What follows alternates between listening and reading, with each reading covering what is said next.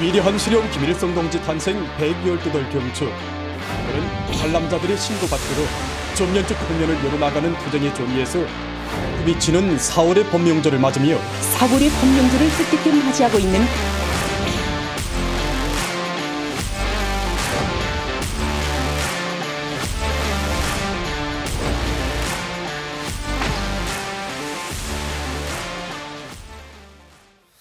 자, 북한 주요 소식들을 생생하게 전해드리는 평양 라이브 시간입니다. 최근 김일성 주석의 이름이 자주 등장하고 있습니다.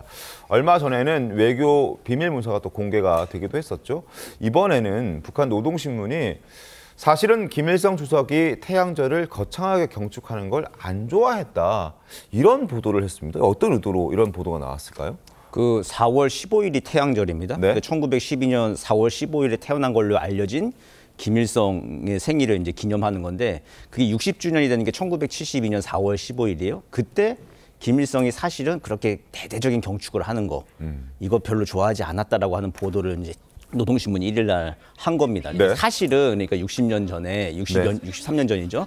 그때 이게 60돌의 환갑이잖아요. 네. 환갑 때 이제 당 간부들이랑 아유 대대적으로 국가적으로 경축을 하자. 태양이 뜬 날이니까 조선의 입장에서 보면은. 그런데 이제 이거를 김일성이 사실은 그걸 좋아하지 않았다라고 이야기를 밝힌 걸 보면은 이게 지금 북한이 가장 중요하게 지금 하고 있는 게 위대한 김정은 조선을 만들고 있는 거거든요. 그러니까 선대, 김일성, 김정일을 지우고 있는 건데 이게 단순히 지우는 작업이 아니라 이 4.15 앞두고 갑자기 행사를 안 해버리고 이상하게 하면은 또 주민들 사이에 많은 혼란이 오잖아요. 아무리 북한 사회라 민심의 동요, 이반 같은 건 굉장히 좀 신경 쓸 수밖에 없거든요. 네. 그런 혼란을 좀 방지하고 정지 작업 차원에서 원래 김일성 주석이 이거를 대대적으로 하는 걸 안 좋아했다.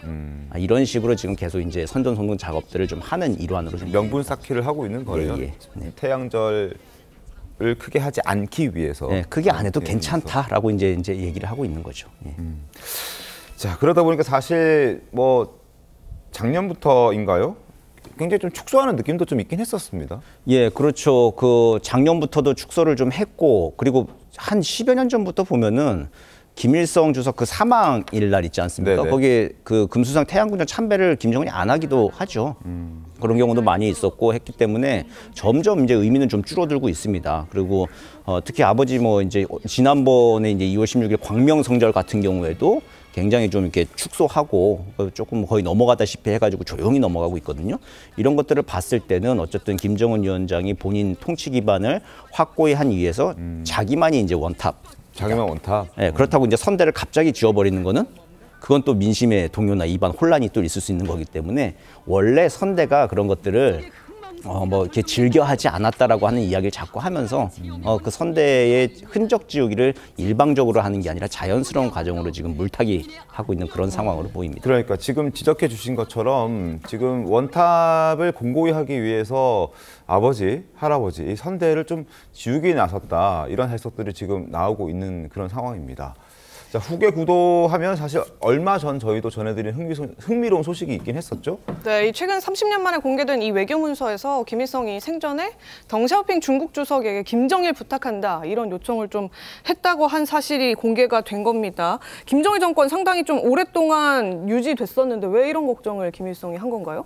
뭐 당연히 아버지가 이제 나이 들어서 죽을 때쯤 되면 아들 걱정을 하는 거죠. 근데 더군다나 그때 상황이 북한이 굉장히 좀 안 좋았죠. 네. 그러니까 고난의 행군이었나요? 그렇죠. 94년 그때 시점이면은 89년, 90년에 이제 동구권이 해체되고 냉전은 이제 탈냉전기로 넘어가고 형제 국가들, 공산주의 국가들은 다 체제 전환을 하고 혼자 그냥 낙동강 오리알처럼 북한이 남아있던 그런 상황입니다.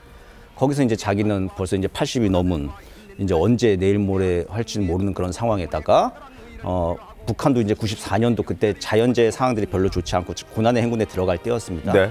그럴 때였으니까 이제 당연히 이제 나라 걱정도 되고 그 후계자가 있는데 그 아들이 잘 해낼 수 있을까?